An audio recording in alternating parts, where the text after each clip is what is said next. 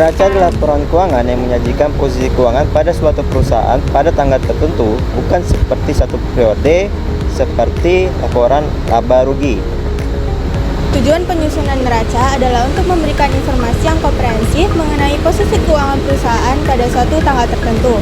Dan penyusunan neraca juga memberikan informasi kepada pihak internal dan eksternal untuk menilai tingkat likuiditas, solvabilitas, serta struktur permodalan perusahaan.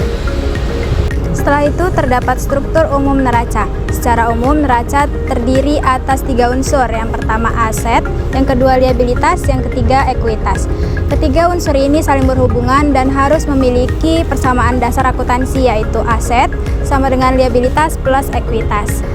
Setelah itu kita masuk ke unsur yang pertama, yaitu aset. Aset adalah sumber ekonomi yang dimiliki atau dikuasai perusahaan dan diharapkan memberi manfaat di masa depan.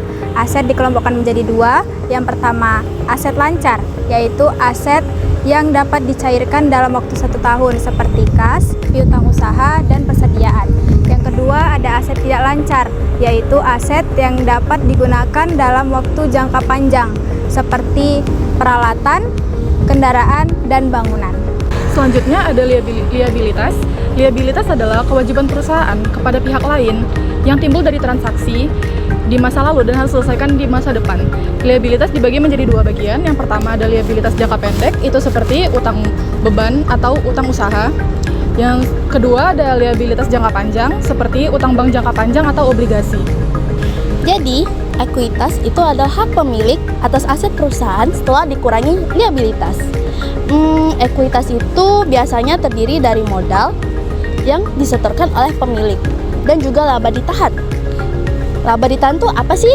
Jadi, laba ditahan itu adalah laba yang tidak dibagikan dan dipergunakan kembali untuk operasional perusahaan. Neraca harus seimbang yang artinya total aset dan total ekuitas beserta dengan total ekuitas harus sama. Jika tidak, yang artinya terdapat ada kesalahan dalam penginputan data dalam laporan dan penyesuaian pencatatan laporan keuangan. Neraca saldo disusun berdasarkan data dari neraca saldo setelah penyesuaian, yaitu neraca saldo yang telah memperhitungkan seluruh jurnal penyesuaian dan jurnal penutup pada akhir periode akuntansi. Perlu dibedakan antara neraca dan neraca saldo.